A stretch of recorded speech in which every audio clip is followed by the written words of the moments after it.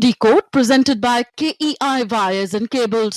विकसित भारत का विकसित वायर को presented by Muthoot finance gold loan. सोना क्या नहीं कर सकता।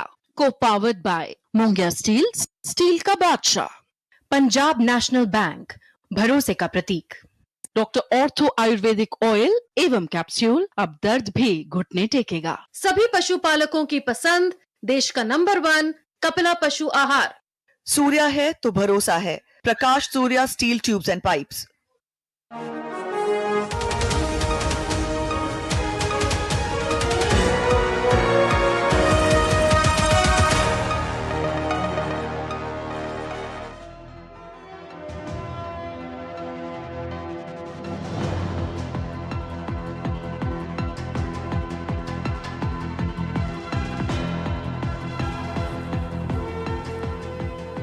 नमस्कार, मैं हूं सुधीर चौधरी और डिकोड में आपका स्वागत है। तो आइए आज की खबरों को आपके लिए डिकोड करते हैं।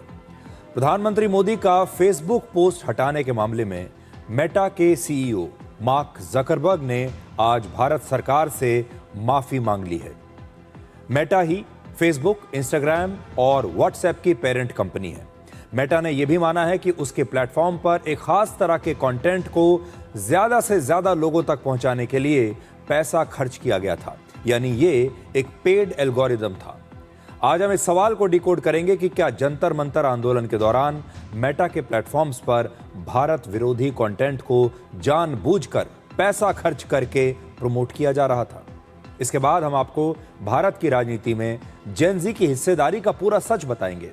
दुनिया में सबसे ज्यादा 38 करोड़ जेन ज़ी की आबादी भारत में है, लेकिन इसके बाद भी पूरे देश में सिर्फ 6 सांसद और 20 विधायक ही जेन ज़ी से हैं। आज बड़ा सवाल यह है कि क्या हमारे देश की संसद और विधानसभाओं में जेन ज़ी का प्रतिनिधित्व बढ़ना चाहिए। और आखिर में पीओके में 45 लाख लोगों की आवाज को कुचलने के लिए पाकिस्तान ने 1 लाख सैनिकों की तैनाती कर दी है, लेकिन इसके बाद भी वहां विरोध प्रदर्शन रुकने का नाम नहीं ले रहे। सिर्फ 2 महीनों में ही पाकिस्तानी सेना पीओके में 90 प्रदर्शनकारियों की हत्या कर चुकी है और अब इसकी कवरेज रोकने के लिए पाकिस्तान ने अंतर्राष्ट्रीय मीडिया पर भी पाबंदी लगा दी है। लेकिन आज की सबसे बड़ी खबर यह है कि प्रधानमंत्री मोदी का फेसबुक पोस्ट हटाने के मामले में मेटा के सीईओ मार्क जकरबर्ग ने आज भारत सरकार से माफी मांगी है। मेटा ही फेसबुक, इंस्टाग्राम और व्हाट्सएप की पेरेंट कंपनी है और आज मेटा के चीफ ग्लोबल अफेयर्स ऑफिसर जोल कैपलन सहित कुछ सीनियर अधिकारियों ने दिल्ली में electronics and information technology minister Ashwini Vaishnaw और भारत के आईटी सेक्रेटरी से मुलाकात की। सूत्रों के मुताबिक इस बैठक में मेटा ने यह स्वीकार किया कि उसके प्लेटफॉर्म पर एक खास तरह के कंटेंट को ज्यादा से ज्यादा लोगों तक पहुंचाने के लिए काफी पैसा खर्च किया गया था। इसका मतलब है कि अगर कोई व्यक्ति या कंपनी किसी पोस्ट को प्रमोट करने के लिए पैसा देती है तो मेटा उसे किसी सामान्य पोस्ट की तुलना में ज्यादा से ज्यादा लोगों की Facebook feed, Instagram feed, reels या स्टोरीज में दिखा सकता है। यानी मेटा किसी खास कंटेंट को वायरल बना सकता है, उसे प्रमोट करके ज्यादा से ज्यादा लोगों तक पहुंचा सकता है और फिर ये सारे लोगों को ऐसा लगेगा कि उनकी फीड पर एक ही तरह की चीजें आ रही हैं और इसका मतलब यह है कि पूरे देश का मूड यही है। इसे आईटी की भाषा में स्पॉन्सर्ड या बूस्टेड कंटेंट भी कहा जाता है। आपने देखा होगा जब आप फेसबुक पर कोई कंटेंट देखते हैं या कोई कंटेंट पोस्ट करते हैं तो उसके साथ ही फेसबुक आपसे पूछता है कि क्या आप इस कंटेंट को बूस्ट करना चाहते हैं, और अगर आपने उसको क्लिक कर दिया इसका मतलब है कि आप उसे बूस्ट करना चाहते हैं, उसे ज्यादा से ज्यादा लोगों तक पहुंचाना चाहते हैं और इसके लिए फेसबुक आपसे पैसा लेता है। इसके साथ ही मेटा ने यह भी स्वीकार किया कि फेसबुक, इंस्टाग्राम और व्हाट्सएप जैसे उसके प्लेटफॉर्म्स पर चाइल्ड सेक्सुअल अब्यूज कंटेंट और डीप फेक कंटेंट को रोकने और हटाने में उससे गलती हुई है। आपको याद होगा जंतर मंतर पर आंदोलन के दौरान 2 चीजें चल रही थी। पहला, जिन रील्स में प्रधानमंत्री मोदी के लिए, सरकार के लिए अभद्र भाषा का इस्तेमाल किया जा रहा था, वो सारा कंटेंट जो सरकार के विरोध में था वो लगातार सोशल मीडिया पर ट्रेंड कर रहा था, वायरल हो रहा था, ज्यादा से ज्यादा लोगों तक वो पहुंच रहा था। और दूसरा, 23 जुलाई को प्रधानमंत्री नरेंद्र मोदी ने इंस्टाग्राम और फेसबुक पर जब युवाओं के नाम एक वीडियो पोस्ट किया, आपको याद होगा, जिसमें उन्होंने पेपर लीक के मामले में सख्त कार्रवाई करने का भरोसा दिया था। कुछ समय बाद फेसबुक ने इस पोस्ट को कुछ देर के लिए हटा दिया था, यानी आप कह सकते हैं कि इस पोस्ट को उन्होंने दबा दिया था। इसके साथ ही मेटा पर भारत विरोधी कंटेंट को बढ़ावा देने के आरोप भी लगातार लग रहे हैं। बीजेपी के सांसद निशिकांत दुबे की अध्यक्षता में 3 अगस्त को पार्लियामेंट की आईटी पैनल की बैठक हुई। इस कमेटी की बैठक में फेसबुक पर प्रधानमंत्री मोदी के वीडियो को ब्लॉक करने, सोशल मीडिया प्लेटफॉर्म्स पर आपत्तिजनक कंटेंट और फेक न्यूज जैसे कई मुद्दों पर चर्चा हुई। और बैठक के बाद इस संसदीय समिति ने ministry of electronics and information technology और होम मिनिस्ट्री को कई बड़ी जानकारियां दी। पार्लियामेंट की आईटी पैनल के अध्यक्ष निशिकांत दुबे के मुताबिक मेटा पर कई गंभीर आरोप हैं। पहला, प्रधानमंत्री का वीडियो फेसबुक से 5 घंटे के लिए हटा दिया गया। दूसरा, एल्गोरिदम में पक्षपात किया जाता है। मेटा का एल्गोरिदम राजनीतिक दलों की तुलना में नए ग्रुप्स को ज्यादा प्रमोट कर रहा है। एक उदाहरण देकर बताया गया कि देश की 4 बड़ी राजनीतिक पार्टियों की कुल मिलाकर रीच लगभग 2 करोड़ 40 लाख है, जबकि कॉकरोच पार्टी की रीच अकेले ही 2 करोड़ 70 लाख हो गई थी। यानी कांग्रेस, बीजेपी और दूसरी बड़ी पार्टियों की मिलाकर जितनी रीच है, उससे कहीं ज्यादा रीच कॉकरोच पार्टी की हो गई थी। ऐसा कैसे हो सकता है? तीसरी बात, कुछ ऐसे ग्रुप्स जो ना राजनीतिक दल हैं, ना एनजीओ हैं, उनकी रीच कुछ ही दिनों में करोड़ों लोगों तक पहुंच गई। चौथा, पुराने अकाउंट्स की तुलना में नए अकाउंट्स को प्राथमिकता दी जा रही है। जैसे आरक्षण विरोधी एक मंच 5-6 दिन पहले बना और उसकी रीच अचानक से लाखों लोगों तक पहुंच गई। यानी किसी एक मुद्दे को लेकर कोई नया प्लेटफॉर्म बनाया जाता है और वो अचानक से सरकार के विरोध में या किसी ऐसे खास मुद्दे पर जिसमें लोगों को भड़काया जा सके, उस पर कंटेंट डालना शुरू करता है। और ये जो नए प्लेटफॉर्म होते हैं, अचानक से इनकी रीच तुरंत लाखों में पहुंच जाती है, जबकि जो आम लोग हैं उनकी रीच कभी लाखों तक नहीं पहुंचती। पांचवी बात, महिलाओं से जुड़े गलत और आपत्तिजनक कंटेंट को भी फेसबुक और मेटा के प्लेटफॉर्म सब से जल्दी नहीं हटाया जाता। और छठा, मेटा पर आरोप है कि वो बच्चों के यौन शोषण से जुड़ा हुआ कंटेंट तुरंत नहीं हटाता। तो फेसबुक या इंस्टाग्राम खुद कंटेंट नहीं बनाते हैं, बल्कि सिर्फ लोगों की पोस्ट को दिखाते हैं। इसलिए उन्हें कुछ कानूनी सुरक्षा दी जाती है, जिसे सेफ हार्बर कहा जाता है। जैसे हर आपत्तिजनक पोस्ट के लिए उन पर केस नहीं होता, या फेक न्यूज और कॉपीराइट उल्लंघन या मानहानि के मामलों में उन्हें सीधे जिम्मेदार नहीं ठहराया जाता, क्योंकि वो ये कहते हैं कि ये कंटेंट हमने नहीं बनाया, हमारे प्लेटफॉर्म पर किसी और ने ये प्लेटफॉर्म ये कंटेंट बनाकर पोस्ट कर दिया, इसलिए इसमें हमारी जो है कोई गलती नहीं है। पार्लियामेंट का जो आईटी के मामलों में जो समिति है, उसका कहना है कि यदि मेटा नियमों का पालन नहीं करेगा तो उसे मिलने वाला यह कानूनी संरक्षण यानी सेफ हार्बर खत्म कर दिया जाएगा। यानी इसके बाद मेटा पर आपत्तिजनक कंटेंट को लेकर बड़ी संख्या में एफआईआर हो सकती हैं, पूरे देश में मुकदमे हो सकते हैं, और मानहानि के नए मामलों में उसे करोड़ों रुपए का जुर्माना देना पड़ सकता है, क्योंकि हर वो जो कंटेंट फेसबुक पर या इंस्टाग्राम पर आएगा, व्हाट्सएप पर आएगा, उसकी सीधी जिम्मेदारी मेटा की होगी। अभी तो मेटा ये कहकर बच जाता है कि हमने इस कंटेंट को बनाया नहीं है, हमने तो सिर्फ एक प्लेटफॉर्म दिया है। फेसबुक या इंस्टाग्राम पर लोग खुद पोस्ट डालते हैं और कंपनी सिर्फ उसे दिखाने के लिए एक प्लेटफॉर्म देती है। इसलिए ऐसे प्लेटफॉर्म्स को इंटरमीडियरी कहा जाता है। एक तरह से सोशल मीडिया प्लेटफॉर्म्स किसी डाकी की तरह होते हैं जो सिर्फ आप तक संदेश पहुंचाते हैं।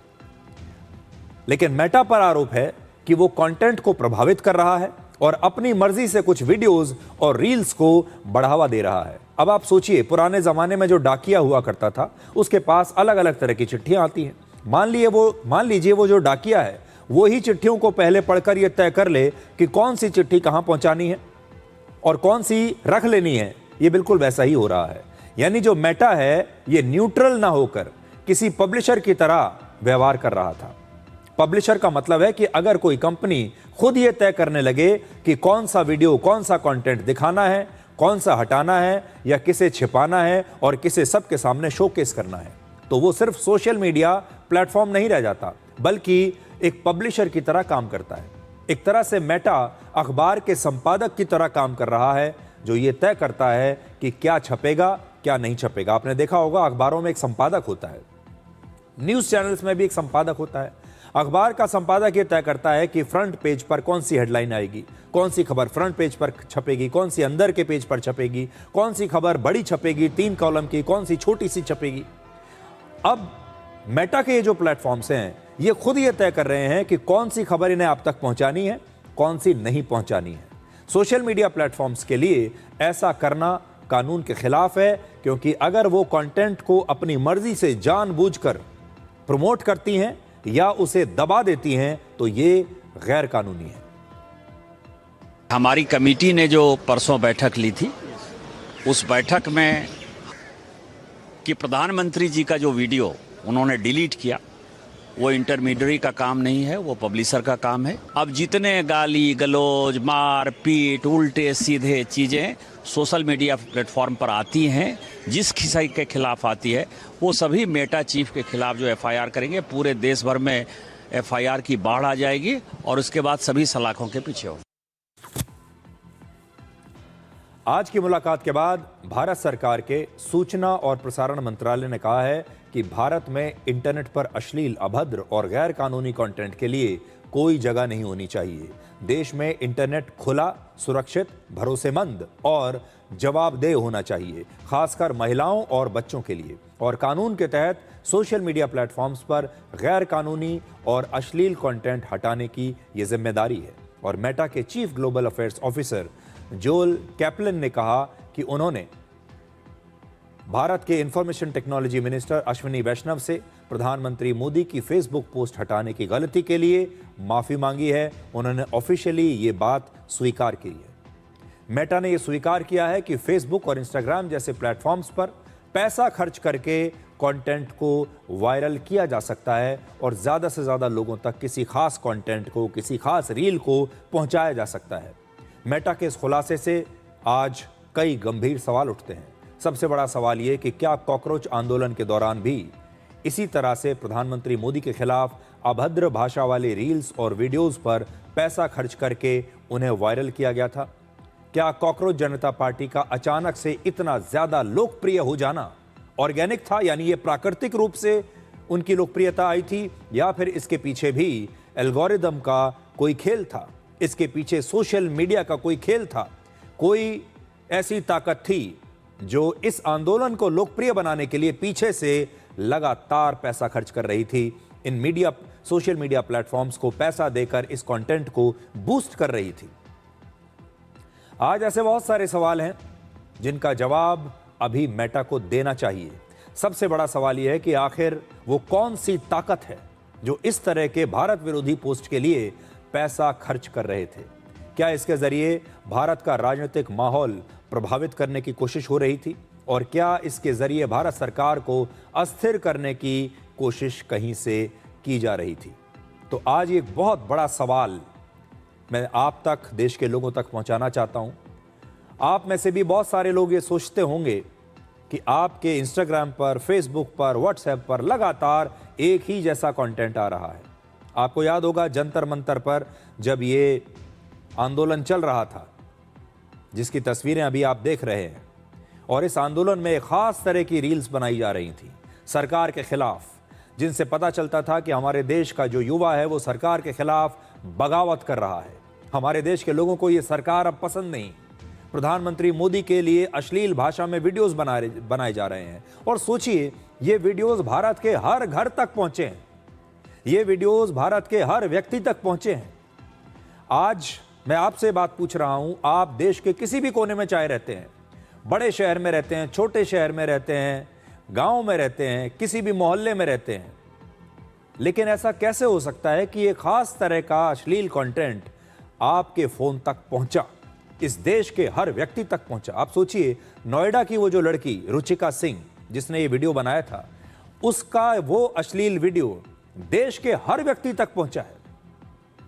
आज देश का हर व्यक्ति उसे पहचानता है। ऐसा कैसे हो गया कि एक हफ्ते 10 दिन में ही कुछ खास लोगों के वीडियोस देश के करोड़ों लोगों तक पहुंच गए, हर परिवार तक पहुंच गए? जंतर मंतर के वीडियोस लगातार आपकी फीड पर आ रहे हैं। और उसके बाद जब मैं लोगों से बात करता था, आप भी लोगों से बात करते थे, तो ज्यादातर लोग यही कहते थे कि भाई यह आंदोलन तो बहुत बड़ा है, ये तो पूरे देश में फैल चुका है, सारे परिवारों में इसके बारे में बात हो रही है।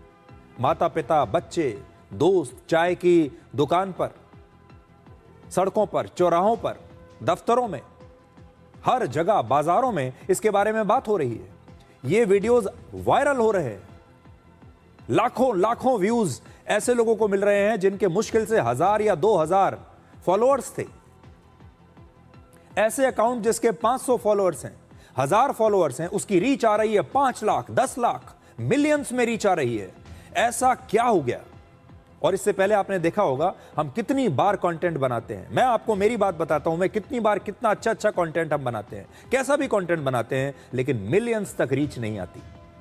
लेकिन ये इस प्रकार का जो कंटेंट है, इसकी रीच मिलियंस में आ रही है, मतलब दसियों लाख लोग इसे देख रहे हैं। ऐसा क्या हुआ? शुरू में हम सबको ये लगा, आपको भी ये लगा होगा कि ये सब कुछ ऑर्गेनिक है, देश की जो भावनाएं हैं वो यही है, पूरे देश का मूड यही है, पूरा देश शायद सरकार के खिलाफ अपनी नाराजगी दिखाना चाहता है सोशल मीडिया के जरिए। और हम सोचते थे देखिए सोशल मीडिया कितनी बड़ी ताकत है, हमारा मेन स्ट्रीम मीडिया तो कुछ दिखाता ही नहीं, मेन स्ट्रीम मीडिया में तो ये बातें आती ही नहीं है। आप ये नहीं समझ पाए कि मेन स्ट्रीम मीडिया में वही बात आती है जो वेरीफाइड होती है, जो सच होती है, जो दिखाने के लायक होती है, वो बात मेन स्ट्रीम मीडिया में दिखाई जाती है। किसी ने गली मोहल्ले में चलते चलते कुछ भी किसी के बारे में कह दिया, ये सब मेन स्ट्रीम मीडिया में नहीं आता। और आपको लगा कि मेन स्ट्रीम मीडिया जो है ये तो कॉम्प्रोमाइज हो गया, इन्होंने तो समझौता कर लिया, ये सब बिक गए। और सोशल मीडिया पर ये जो अश्लील चीजें चल रही हैं, किसी के बारे में कुछ भी आरोप लोग लगा रहे हैं, ये यूट्यूबर्स लगातार सरकार के खिलाफ वीडियोस बना रहे हैं, ये सब सच है, इसीलिए तो लोग इन्हें देख रहे हैं। आपने देखा होगा जो यूट्यूबर्स सरकार के खिलाफ, प्रधानमंत्री मोदी के खिलाफ लगातार कंटेंट बना रहे थे, उनके व्यूज मिलियंस में जा रहे थे। इन यूट्यूबर्स को क्या लगा? इन्हें यह लगा कि देश का मूड ही ऐसा है, अगर वो सरकार की आलोचना करेंगे, प्रधानमंत्री मोदी के बारे में भद्दी बातें करेंगे, तो उन्हें ज्यादा व्यूज मिलेंगे। ज्यादा व्यूज मिलेंगे तो यूट्यूब से ज्यादा पैसा मिलेगा, फेसबुक से ज्यादा पैसा मिलेगा, क्योंकि आप जानते हैं कि फेसबुक भी कंटेंट क्रिएटर्स को पैसा देता है। और पूरे देश में एक नकली माहौल पैदा हो गया। आप सबको यह लगने लगा कि सोशल मीडिया पर जो देखा जा रहा है वही लोकप्रिय है। अब यह पता चला है कि इस कंटेंट के पीछे कुछ ऐसी शक्तियां हैं जो इसके लिए पैसा खर्च कर रही थी। फेसबुक को उस पर आरोप लग रहे हैं कि पैसा खर्च करके इस कंटेंट को बूस्ट किया जा रहा था, और क्योंकि यह बूस्ट हो रहा था इसलिए यह घर घर तक पहुंच गया। इसके खिलाफ जो लोग कंटेंट बना रहे थे, इसके खिलाफ जो बातें हो रही थी, हमारे जैसे जो लोग हैं जो इसके खिलाफ आपको सच्चाई बता रहे थे, इन सब वीडियोस की रीच कम कर दी गई।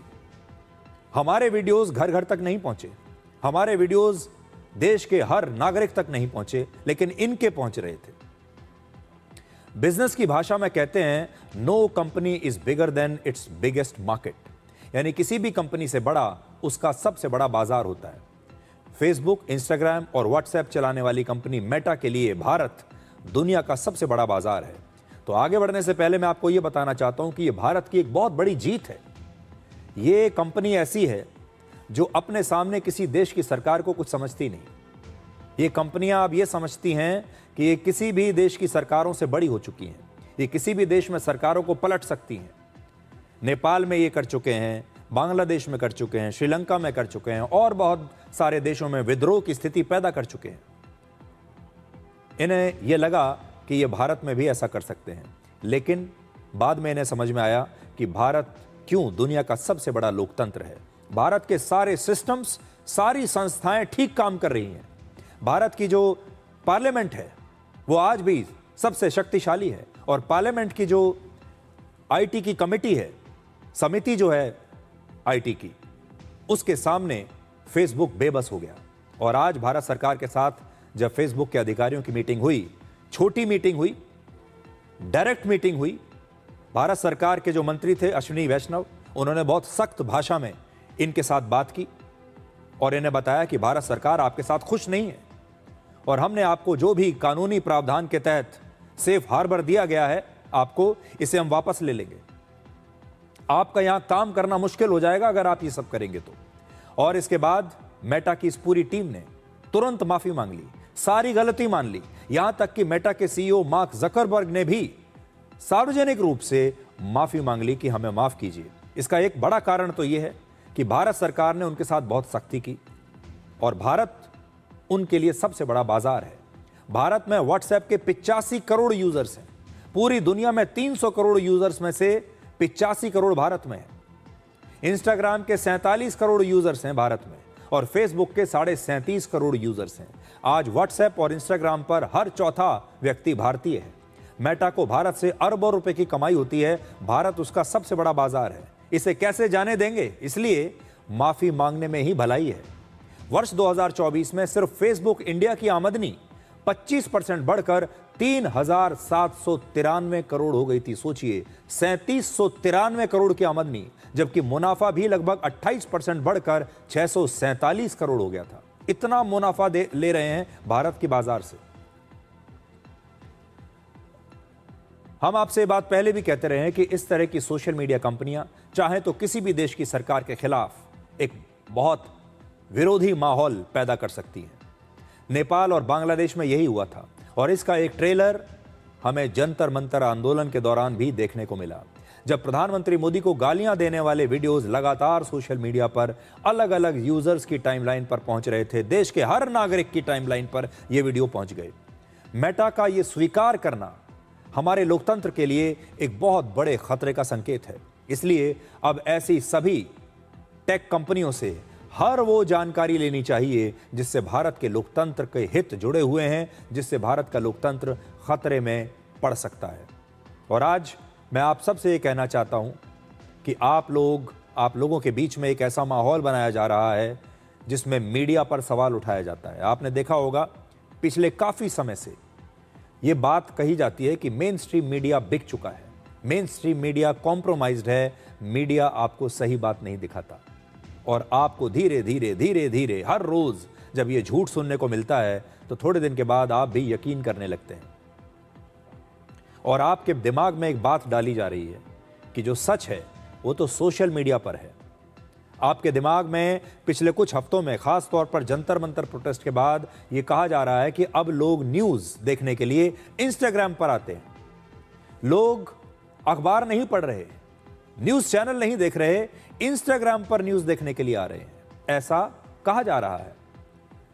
और क्यों नहीं? इंस्टाग्राम तो यही चाहेगा कि लोग न्यूज देखने के लिए भी इंस्टाग्राम पर ही आ जाएं, मनोरंजन भी देखें, अश्लील कंटेंट भी देखें और साथ ही न्यूज भी देखें। और उसी न्यूज में बहुत सारी फेक न्यूज और बहुत सारी ऐसी वायरल की जाने वाली न्यूज आप तक पहुंचेगी और आप सोचने लगेंगे कि यही सच है। तो एक माहौल हमारे देश में तैयार किया जा रहा है जिसमें आपसे यह कहा जाता है कि अब आप यूट्यूबर्स को देखिए, अब आप सोशल मीडिया इन्फ्लुएंसर्स को देखिए, अब आप न्यूज देखने के लिए इंस्टाग्राम पर आइए, फेसबुक पर आइए, यूट्यूब पर आइए, लेकिन अपने देश के भरोसेमंद न्यूज चैनल्स पर मत जाइए, अपने देश के भरोसेमंद अखबारों को मत पढ़िए, अपने देश के भरोसेमंद जो बड़े बड़े पत्रकार हैं, बड़े बड़े न्यूज एंकर्स हैं, उन्हें मत देखिए, क्योंकि ये सब तो बिक चुके हैं। आपको क्या लगता है ये सब आपके दिमाग में क्यों भरा जा रहा है? ये इसलिए भरा जा रहा है कि जिस दिन इस देश के लोगों ने भरोसेमंद पत्रकारों को देखना बंद कर दिया, भरोसेमंद न्यूज चैनल्स को देखना बंद कर दिया, उस दिन उन तक सही जानकारी पहुंचनी बंद हो जाएगी और उसके बाद जो कुछ उन्हें सोशल मीडिया पर दिखाया जाएगा वो उसी पर विश्वास कर लेंगे और फिर सोशल मीडिया उन्हें यह दिखाएगा, उन्हें यह प्रेरित करेगा, प्रेरणा देगा कि आप अपने देश के खिलाफ बगावत कर दीजिए, आप इस सरकार को गिरा दीजिए, आप अपनी सेना के खिलाफ खुद खड़े हो जाइए, आप अपनी पुलिस के खिलाफ खड़े हो जाइए, आप अपने देश में जितने भी आपकी लोकतांत्रिक संस्थाएं हैं उन सब के खिलाफ खड़े हो जाइए। आप कह दीजिए कि आपको संसद में कोई विश्वास नहीं, आप कह दीजिए कि आपको हमारे चुनाव में कोई विश्वास नहीं, आप कह दीजिए कि जितनी भी संस्थाएं हैं आपको सुप्रीम कोर्ट में कोई विश्वास नहीं, सीबीआई में, ईडी में, पुलिस में, किसी में कोई विश्वास नहीं। आप स्कूल नहीं जाना चाहते, देश के कॉलेज में नहीं जाना चाहते, देश के सरकारी महकमे में नौकरी नहीं करना चाहते, ऐसा माहौल बना दीजिए। और जिस दिन ऐसा माहौल बन गया उस दिन इस देश में बगावत होगी और वही होगा जो बांग्लादेश में हुआ, जो नेपाल में हुआ, और ये सोशल मीडिया कंपनियां यही चाहती हैं। ये एक बहुत बड़ी साजिश है और ये साजिश आपके दिमाग में भर दी गई है।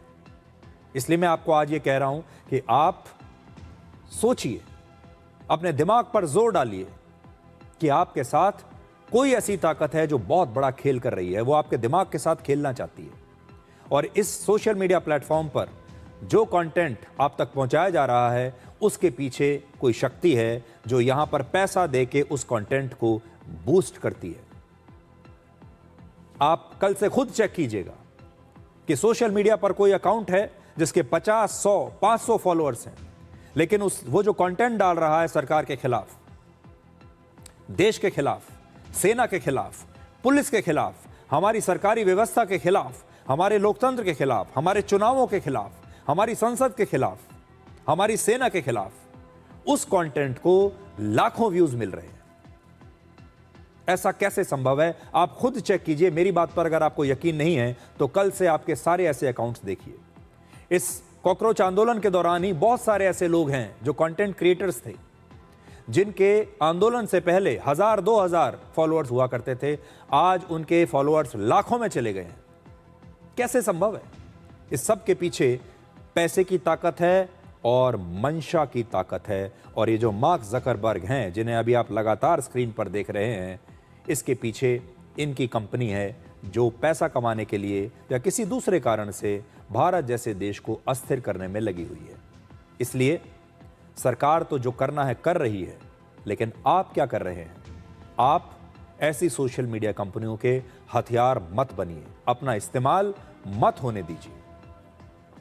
अब जिस कॉकरोच पार्टी की लोकप्रियता अब सवालों के घेरे में है, अब वो पार्टी एक और आंदोलन करने की तैयारी में है। महाराष्ट्र के छत्रपति संभाजी नगर में अभिजीत दीपके के घर पर आज से कॉकरोच जनता पार्टी के कोर ग्रुप की 2 दिन की एक मीटिंग शुरू हुई है। आज कॉकरोच पार्टी के अध्यक्ष अभिजीत दीपके ने कहा कि भारत में कोई भी संस्था ठीक से काम नहीं कर रही। ये भी वही कह रहे हैं जो फेसबुक कह रहा है, जो सोशल मीडिया कह रहे हैं। हमारे यहाँ कोई चीज काम नहीं कर रही, हमारी राजनीतिक व्यवस्था काम नहीं कर रही, हमारी अदालतें काम नहीं कर रही ठीक से, हमारा मीडिया काम नहीं कर रहा, हमारा इलेक्शन कमीशन ठीक से काम नहीं कर रहा। उन्होंने सबको चुनौती दे दी कि ना हमारा इलेक्शन चुनाव सही है, ना हमारे संसद में कोई काम हो रहा है, ना हमारे नेता कोई काम कर रहे हैं, ना अदालतों में काम हो रहा है, कहीं कुछ काम नहीं हो रहा। ऐसा लगता है कि कॉकरोच पार्टी अब शिक्षा के मुद्दे को छोड़कर बहुत आगे बढ़ गई है। शिक्षा का मुद्दा तो एक बहाना था। अब अभिजीत दीपके कहते हैं कि वो दूसरे मुद्दों पर भी आंदोलन करेंगे। शिक्षा पर तो कर लिया, अब दूसरे मुद्दे वो लेंगे। और वो अब ये कहते हैं कि अब वो E20 पेट्रोल के मुद्दे पर भी आंदोलन करने के बारे में सोच रहे हैं। चाहे पॉलिटिकल सिस्टम हो, चाहे जुडिशरी हो, चाहे मीडिया हो, चाहे इलेक्शन कमीशन हो, इन सभी इंस्टीट्यूशन से जनता का भरोसा उठ चुका है, पूरी तरह उठ चुका है। और जो हमारे मूवमेंट को सपोर्ट मिला था वो सिर्फ एजुकेशन तक लिमिटेड नहीं रहा था। जैसे जैसे आंदोलन बढ़ा, वो इन सारे इंस्टीट्यूशन के ऊपर जो भरोसा कम हुआ है जनता का, वो गुस्सा दिख रहा था। जंतर मंतर पर दिख रहा था, मुंबई में दिख रहा था, बंगाल में दिख रहा था, चेन्नई में दिख रहा था, देश भर में दिख रहा था। तो इसलिए हमें लगता है इन सारे इंस्टीट्यूशंस में अकाउंटेबिलिटी वापस लाने के लिए और कहीं ना कहीं इन इंस्टीट्यूशंस को वापस से न्यूट्रलिटी वापस लाने के लिए एक पब्लिक मूवमेंट की जरूरत है, एक पब्लिक प्रेशर की जरूरत है। E20चा जो मुद्दा आहे खूप सध्या हे तो हिटेड मुद्दा आहे, त्याच्यावर आम्ही चर्चा करणार आहे। या सगळ्याच मुद्द्यांवर आम्ही चर्चा करू आणि याच्यावर आम्हाला काय करता येईल तेही आम्ही डिस्कस करू। तो अभिजीत दीपके भी वही कह रहे हैं जो हमारे देश की सोशल मीडिया आपसे कह रही है कि हमारे देश में कुछ काम नहीं कर रहा, और आपके दिमाग में ये बात भरी जा रही है। जो लोग सोचते थे कि ये पार्टी सिर्फ छात्रों की बात कर रही है, ये सिर्फ क्वेश्चन पेपर लीक होने का मुद्दा उठा रही है, शिक्षा के मुद्दों पर काम करने के लिए आई है, आज कॉकरोच पार्टी ने वो सारा भ्रम लोगों का तोड़ दिया। हमारे देश में जितने भी छात्र हैं, जितने भी अभिभावक हैं, परिवार हैं, अगर वो ये सोच रहे थे कि ये सारे लोग इसलिए आए क्योंकि ये देश की शिक्षा व्यवस्था को ठीक करना चाहते थे, तो ये गलत है। ये सारे लोग सिर्फ शिक्षा मंत्री का इस्तीफा लेना चाहते थे, इस्तीफा हो गया, ये अपने अपने घर वापस चले गए और अब ये कुछ और करेंगे। लगता है अभिजीत दीपके इस समय राहुल गांधी और केजरीवाल दोनों को फॉलो कर रहे हैं। दीपके की तरह राहुल गांधी भी देश की किसी संस्था पर भरोसा नहीं करते और 4 अगस्त को अभिजीत दीपके के राजनीतिक गुरु अरविंद केजरीवाल ने भी इसी E20 पेट्रोल के मुद्दे पर दिल्ली में एक बड़ा विरोध प्रदर्शन किया था। तो आम आदमी पार्टी E20 पेट्रोल का मुद्दा उठा चुकी है, वो पहले से इस पर प्रदर्शन कर रहे हैं। अब अभिजीत दीपके भी उसी में शामिल होना चाहते हैं। अब आपको कॉकरोच पार्टी की आज की 2 तस्वीरें दिखाते हैं। पहली तस्वीर जिसमें कॉकरोच पार्टी के बड़े बड़े नेताओं की अभिजीत दीपके के घर पर एक मीटिंग चल रही है। आज आप अभिजीत दीपके के घर को देख सकते हैं। अभिजीत दीपके वैसे तो खुद को मिडिल क्लास परिवार का बताते हैं। बहुत सारे लोग ये समझते हैं कि वो बहुत गरीब घर से आते हैं, लेकिन उनका घर देखकर कई लोग ये सोच सकते हैं कि क्या ये वास्तव में एक सामान्य मिडिल क्लास परिवार का घर है। आप आज अभिजीत दीपके का ये घर जरा देखिए।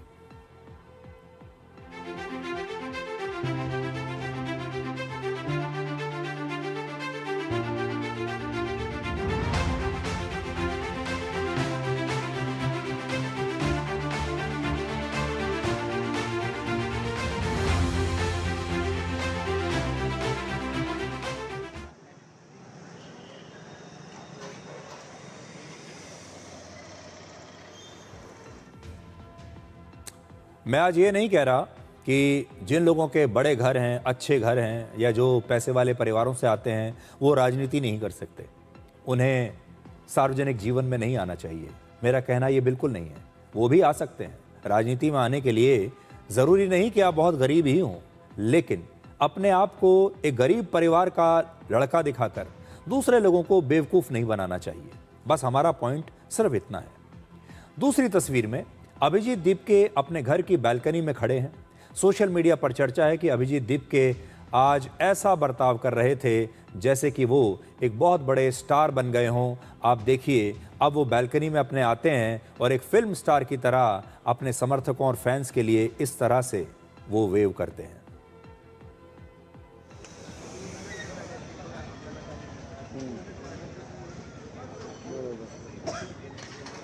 क्योंकि जो खुल के बात मैं खुद से कर सकता हूँ जीतू भाई, और किसी से नहीं करता, और मैं करता नहीं। हाँ बस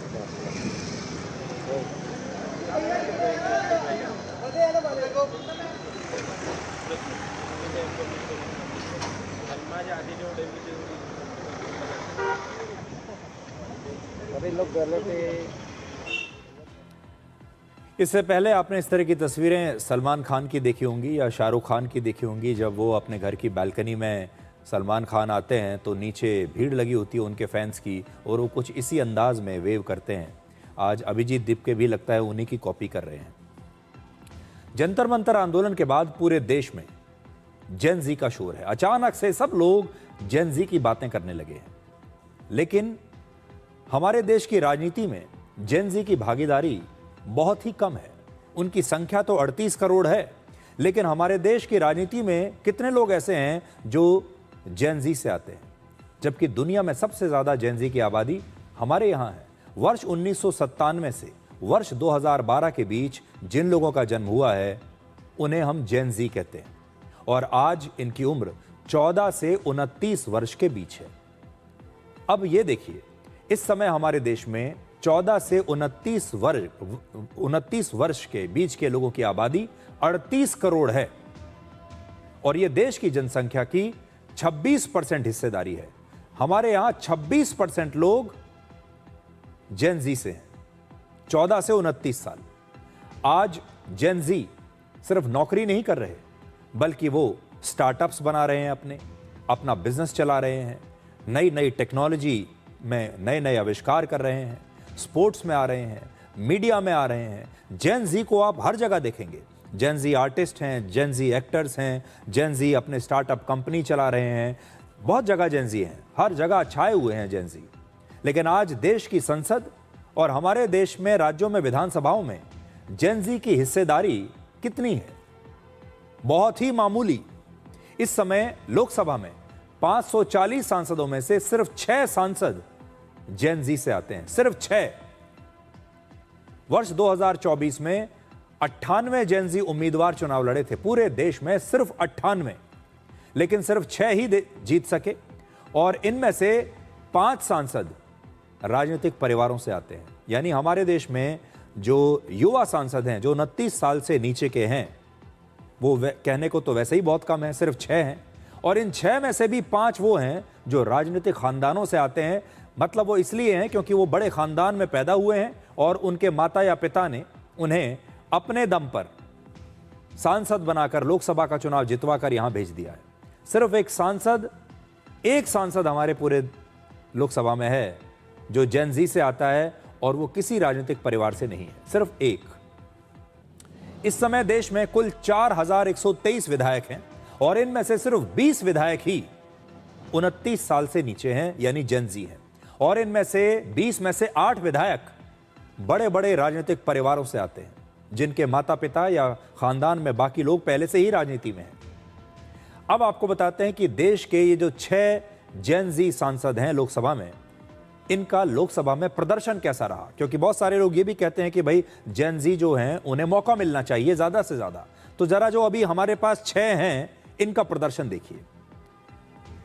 इन सांसदों का अब तक औसत जो अटेंडेंस है वो है 89%, जिससे मैं कहूंगा कि इंप्रेसिव है, बहुत बढ़िया है। 89% अटेंडेंस है। इन्होंने औसतन 93 सवाल पूछे हैं और लगभग 19 डिबेट्स में लोकसभा में हिस्सा लिया है। राजस्थान के भरतपुर से कांग्रेस के सांसद संजना जाटव का अटेंडेंस जो है लोकसभा में वो 100% है। बिहार के एक राजनीतिक परिवार से आने वाली शांभवी चौधरी ने सबसे ज्यादा 207 सवाल पूछे। जेनजी विधायक और सांसदों का पारिवारिक बैकग्राउंड यह बताता है कि संसद या विधानसभा तक पहुंचने का रास्ता आज भी राजनीतिक विरासत से होकर ही गुजरता है। हालांकि जो आए हैं लोग, इनका प्रदर्शन ठीक ठाक है। देश में अब तक 5 लाख से ज्यादा स्टार्टअप शुरू हो चुके हैं, जिनमें से ज्यादातर, इनमें से कई स्टार्टअप्स तो ऐसे हैं जो आज अरबों रुपए की कंपनी बन चुके हैं। इनमें से कई स्टार्टअप्स को शुरू करने वाले जेन जी युवा हैं। जैसे रितेश अग्रवाल ने 19 साल की उम्र में ओयो की शुरुआत कर दी थी। आदित्य पलीचा और केवल्य वोरा ने 19-20 साल की उम्र में जेप्टो नाम की कंपनी शुरू कर दी थी। भावेश अग्रवाल ने 25 साल की उम्र में ओला की स्थापना की थी। अगर हमारे देश के युवा स्काई रूट जैसी स्पेस टेक्नोलॉजी कंपनी बना सकते हैं, चला सकते हैं, तो क्या वो एमएलए और एमपी नहीं बन सकते? और यही युवा, अगर आप इन्हें विधायक बनाएंगे, इन्हें सांसद बनाएंगे, तो क्या ये युवा अच्छा काम नहीं करेंगे? बिल्कुल कर सकते हैं। इसी तरह इलॉन मस्क ने 12 साल की उम्र में अपना पहला वीडियो गेम बेच दिया था। बिल गेट्स जब 19 साल के थे तब उन्होंने माइक्रोसॉफ्ट की शुरुआत की। स्टीव जॉब्स ने 21 साल की उम्र में एप्पल की स्थापना की। मार्क जकरबर्ग, जिन्होंने अभी भारत सरकार से माफी मांगी है, उन्होंने 19 साल की उम्र में फेसबुक शुरू कर दिया था। और लैरी पेज ने 25 साल की उम्र में गूगल शुरू कर दिया था, इतनी बड़ी कंपनी गूगल। अब हमारे देश की संयुक्त संसदीय समिति ने कंपनी अधिनियम में संशोधन करने की सिफारिश की है। इस सिफारिश में किसी कंपनी के मैनेजिंग डायरेक्टर या होल टाइम डायरेक्टर बनने की न्यूनतम उम्र 21 साल से घटाकर 18 साल करने की सिफारिश की गई है। मतलब अब किसी कंपनी में आप किसी बोर्ड में डायरेक्टर के पद पर 18 साल की उम्र में भी आ सकते हैं। हमारे देश में 18 साल की उम्र में वोट देने का अधिकार आपको मिल जाता है, ड्राइविंग लाइसेंस भी बन जाता है। लेकिन सांसद या विधायक का चुनाव लड़ने के लिए न्यूनतम उम्र आज भी 25 साल है। क्या चुनाव लड़ने की न्यूनतम उम्र अब हमें 25 साल से कम नहीं करनी चाहिए? आप उसे 21 साल तो कर ही सकते हैं कम से कम।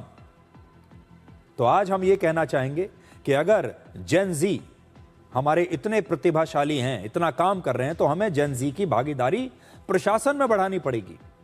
जहां हम नीतियां बनाते हैं वहां बढ़ानी पड़ेगी। जो लोग सरकार चला रहे हैं वहां बढ़ानी पड़ेगी। संसद में इनकी संख्या बढ़ानी पड़ेगी।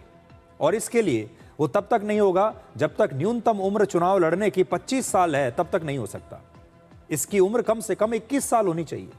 आज अगर लोकसभा या विधानसभा चुनाव लड़ने की न्यूनतम उम्र कम कर दी जाए तो हो सकता है कि संसद और विधानसभाओं में आपको युवाओं की संख्या आगे चलकर अच्छी खासी देखने को मिले। सिर्फ 6 जेन जी सांसद और पूरे देश में 20 विधायकों की संख्या देखकर पहली नजर में आपको यह लगेगा कि यह तो बहुत ही कम है, मामूली है। मैग्नीफाइंग लेंस लगाकर भी देखेंगे तो दिखेंगे नहीं। लेकिन इसके बाद एक और सवाल भी खड़ा होता है कि क्या संख्या बढ़ाना ही समाधान है? एक सांसद अपने संसदीय क्षेत्र का सबसे बड़ा कैप्टन होता है। लगभग 26 से 27 लाख लोगों का वो जन प्रतिनिधि होता है। क्या 20-22 साल के युवा इतनी बड़ी जिम्मेदारी लेने के लिए तैयार हैं? क्या उनमें वो धैर्य और वो मैच्योरिटी, परिपक्वता है जो बड़े फैसले लेने के लिए होनी चाहिए? क्या सिर्फ इसलिए कि किसी की उम्र कम है, वो युवा है, उसे विधायक या सांसद बना देना चाहिए? अगर आप पीछे देखें तो हम हर पेशे में सबसे पहले अनुभव और कॉम्पिटेंस को महत्व देते हैं। जब हम कोई बड़ा कानूनी केस लड़ने के लिए किसी वकील के पास जाते हैं तो हम जानना चाहते हैं कि यह वकील कितना अनुभवी है, इसने अपने जीवन में कितने बड़े बड़े केस लड़े हैं, इसका अनुभव कितना है। हमें वकील अनुभवी चाहिए। जब डॉक्टर के पास जाते हैं सर्जरी के लिए तो हमें डॉक्टर भी अनुभवी ही चाहिए।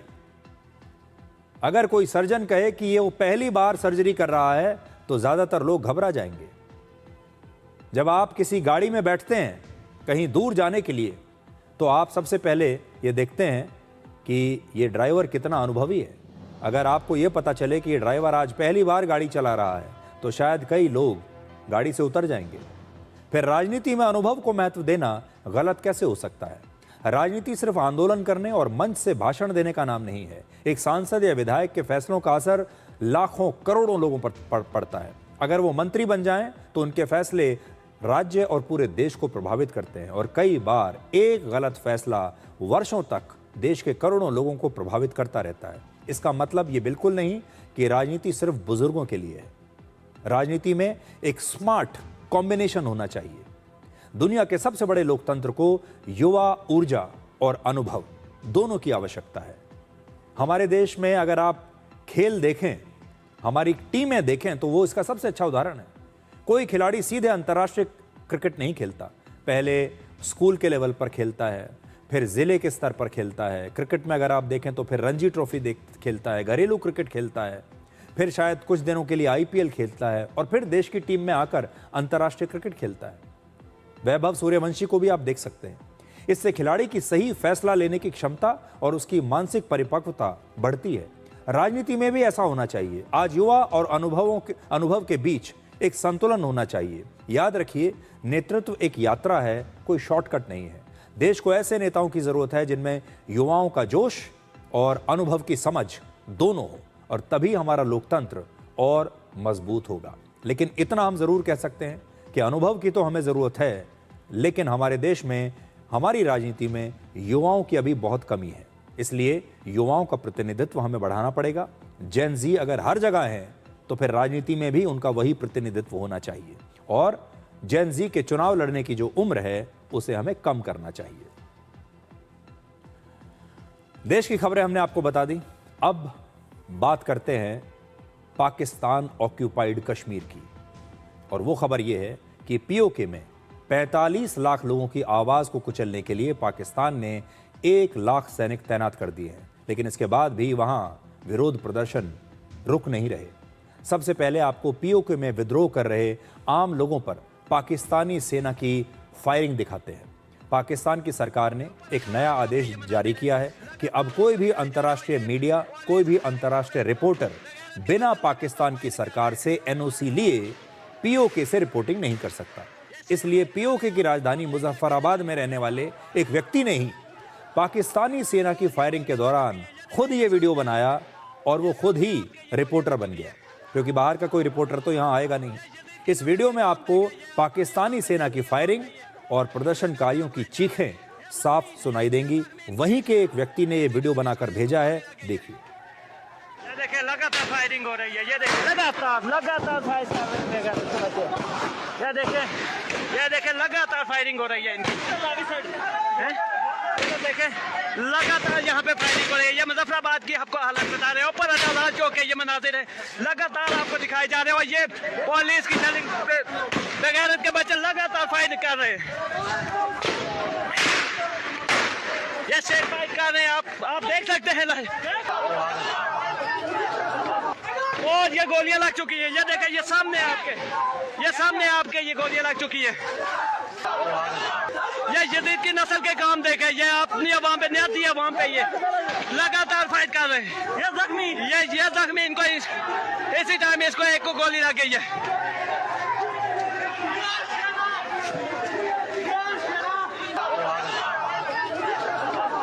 लगातार आपके स्ट्रेट फायर हम पे कर रहे हैं, ये देख सकते हैं आप, लगातार हम पे फायर हो रहे हैं और गोलियां लग चुकी हैं यहाँ। ये देख ले लगातार फायर हो रहे हैं। ये देखें, पीछे हो जाओ,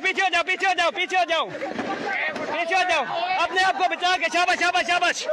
ये देखें, लगातार बेगैरत के बच्चों ने, ये देख सकते हैं आप, माशाल्लाह से ये देखें, ये अवाम की हिम्मत देखें। इस टाइम भी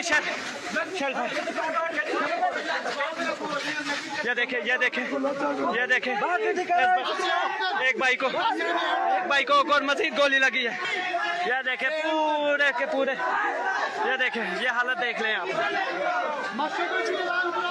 मस्जिदों में ऐलान करवाओ यार, जिस तरह ये हालात आ रहे हैं, मस्जिदों में ऐलान करवाओ, सारे इकट्ठे हो जाओ। पाकिस्तान के सैनिक पीओके में सरेआम अंधाधुंध फायरिंग कर रहे हैं और पिछले 2 महीनों में वहां 90 प्रदर्शनकारी मारे जा चुके हैं। इसके बावजूद पीओके के ये निहत्थे प्रदर्शनकारी सड़कों पर अब भी डटे हुए हैं। पाकिस्तान की सेना इन पर कभी गोलियां चलाती है तो कभी आंसू गैस के गोले इन पर फायर करती है।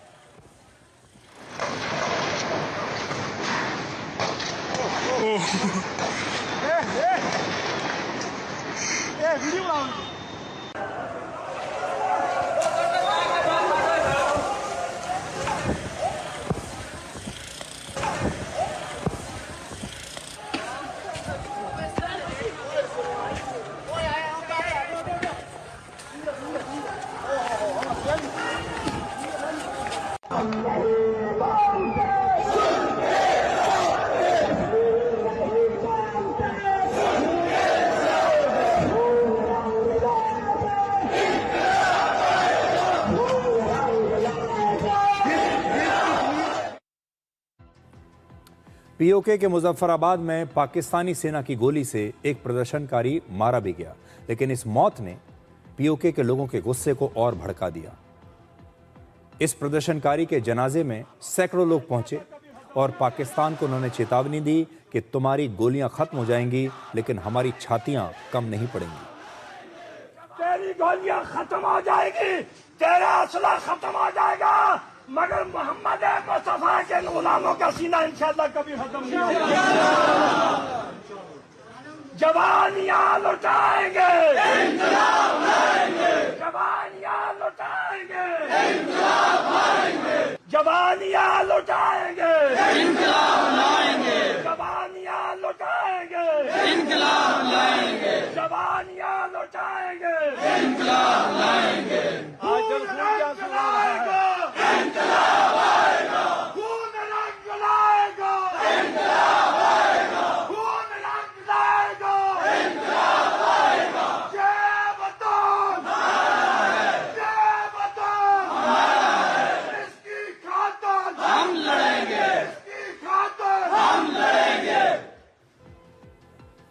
पीओके में पिछले 2 महीनों से पाकिस्तान के खिलाफ अब तक का सबसे बड़ा विद्रोह चल रहा है। पीओके में 45 लाख आबादी के लिए 1 लाख सैनिक तैनात कर दिए गए हैं, यानी हर 45 लोगों पर पाकिस्तान का 1 सैनिक तैनात है। लेकिन इतनी ताकत के बावजूद भी पाकिस्तान अब तक पीओके पर अपना नियंत्रण नहीं कर पाया है।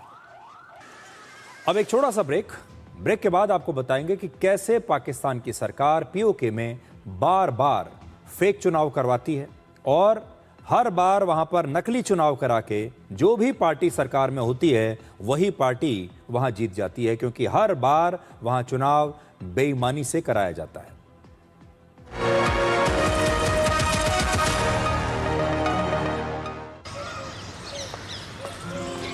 नंदिका, क्या हुआ? शॉर्ट सर्किट हो गया।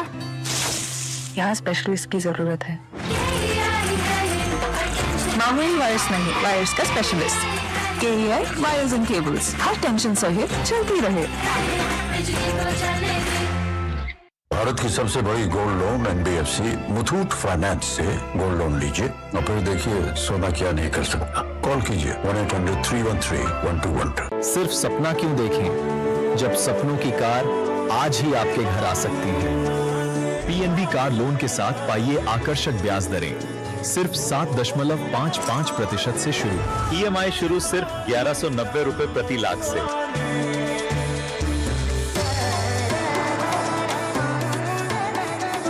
Punjab National Bank, the name you can bank upon.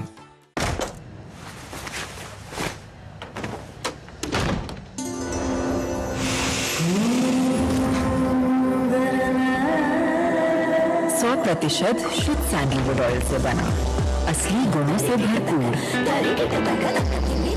और खुशबू ऐसी जो दे एक खास एहसास।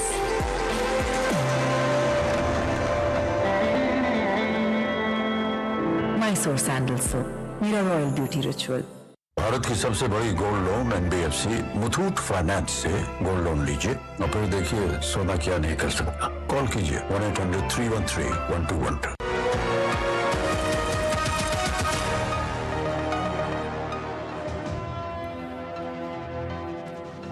अब हम पीओके में पाकिस्तान के फेक चुनाव को आपके लिए डिकोड करेंगे।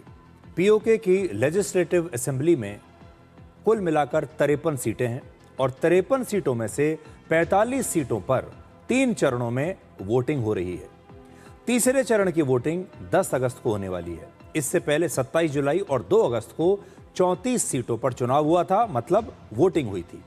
इन दोनों चरणों के नतीजे आ चुके हैं और इसमें प्रधानमंत्री शहबाज शरीफ की पार्टी 34 में से 23 सीटों पर जीत गई है, जबकि बिलावल भुट्टो की पार्टी को दोनों चरणों में सिर्फ 9 सीटें मिली हैं। अब बिलावल भुट्टो का आरोप है कि शहबाज शरीफ की सरकार चुनाव में धांधली करवा रही है और जीत रही है। चाहते हो कि मीरपुर में और मुजफ्फराबाद में पाकिस्तान पीपल्स पार्टी के कारकुन भी एहतजाज करें, उधर भी एहतजाज हो, यहाँ भी एहतजाज हो, तो मजा आएगा आपको।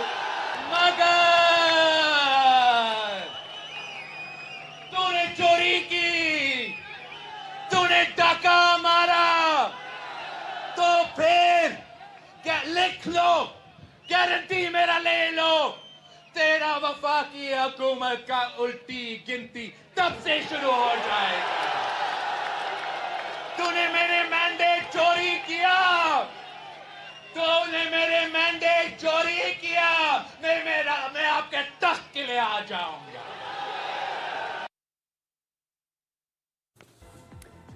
पिछले 20 वर्षों से ये पैटर्न देखा गया है कि पाकिस्तान में जिस भी पार्टी की सरकार होती है वही पीओके में अपनी सरकार बनाती है, यानी जिसकी पाकिस्तान में सरकार है वही पार्टी पीओके में चुनाव जीतती है। अब देखिए कैसे। वर्ष 2006 में पाकिस्तान में जब जनरल परवेज मुशर्रफ का शासन था, तब उन्होंने अपने एक करीबी नेता सरदार अतीक अहमद खान को पीओके का प्रधानमंत्री बना दिया था। 2011 में बिलावल भुट्टो की पाकिस्तान पीपल्स पार्टी ने पाकिस्तान और पीओके में अपनी सरकार बनाई और 5 साल बाद पाकिस्तान की जब सत्ता बदली तो पीओके के प्रधानमंत्री भी बदल दिए गए। और 2016 में पाकिस्तान में नवाज शरीफ की पाकिस्तान मुस्लिम लीग एन जब केंद्र में आई तो पीओके में भी उन्हीं की पार्टी चुनाव जीत गई और सत्ता में आ गई। फिर देखिए, पाकिस्तान की सत्ता में जब इमरान खान की एंट्री हुई तो पीओके में भी इमरान खान की पार्टी पीटीआई के प्रधानमंत्री बना दिए गए और पाकिस्तान की सरकार जब चाहे पीओके के कई लोकप्रिय नेताओं को उनके पद से हटा देती है। वर्ष 1964 में पाकिस्तान के राष्ट्रपति अयूब खान ने पीओके के राष्ट्रपति के.एच. खुर्शीद को उनके पद से हटा दिया था और कुछ दिनों के बाद उन्हें गिरफ्तार भी कर लिया था। 1970 के दशक में जुल्फिकार अली भुट्टो की सरकार में पीओके के राष्ट्रपति सरदार कयूम को गिरफ्तार कर लिया गया था। पाकिस्तान के निर्माण से पहले जब पाकिस्तान बना उसके बाद कोई भी प्रधानमंत्री अपना 5 साल का कार्यकाल कभी पूरा नहीं कर पाया और 4 बार पाकिस्तान की सेना वहां का तख्ता पलट कर चुकी है। पीओके में गोलियां चल रही हैं और हमारे जम्मू कश्मीर में तिरंगा लहरा रहा है। आज जम्मू कश्मीर में आर्टिकल 370 को हटे हुए 7 साल बीत चुके हैं और आज जब आप इन तस्वीरों को देखेंगे तो आपको यकीन नहीं होगा कि ये वही जम्मू कश्मीर है जहां पर एक बार तिरंगा लहराना बहुत मुश्किल माना जाता था।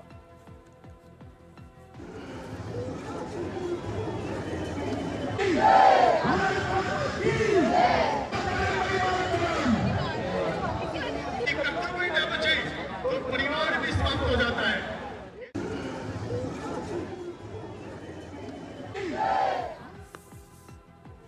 अब एक छोटा सा ब्रेक और ब्रेक के बाद डिकोड जिंदगी में आपको दिखाएंगे आज का विचार।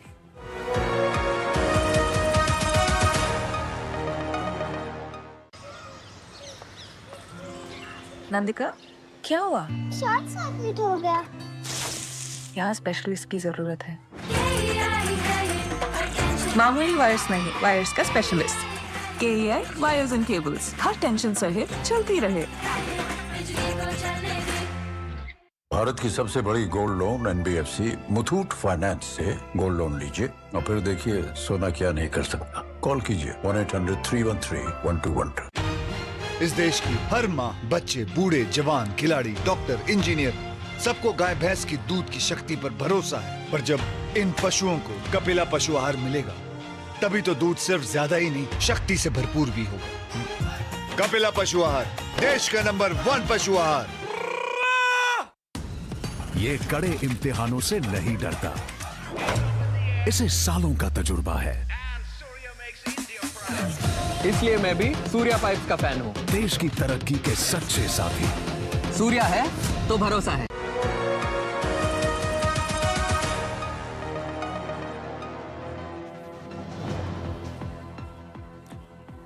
तो डिकोड के आज के एपिसोड को इस समय तक 6.2 मिलियन व्यूज मिल चुके हैं। मतलब अभी तक 62 लाख व्यूज हमें आज मिले हैं। आपके प्यार और भरोसे के लिए आपका बहुत बहुत धन्यवाद। तो आज के लिए डिकोड में इतना ही। अब आपसे हमारी अगली मुलाकात होगी कल रात 9 बजे। तब तक आप खुश रहिए, सुरक्षित रहिए, स्वस्थ रहिए और अपनी मेहनत पर विश्वास रखिए, क्योंकि पहले काम से नाम होगा और फिर नाम से काम होगा। नमस्कार।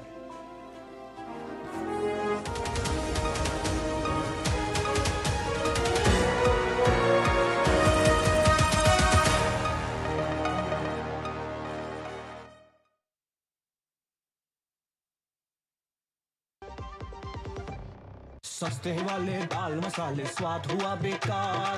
NDH की हल्दी मिर्ची धनिया करे कमाल। ये रंग दे, ये खुशबू दे, ये तीखा, ये कम पड़े। क्या निराला NDH मसाला। जब धरती चीर कर निकलता है लोहे का पत्थर और मिलता है मोंगिया के जोश से, फिर तपता है, पिघलता है और बनता है फौलाद। अब होता है सरिया सारी खूबियों के साथ। मोंगिया स्टील, मजबूत देश का मजबूत सरिया।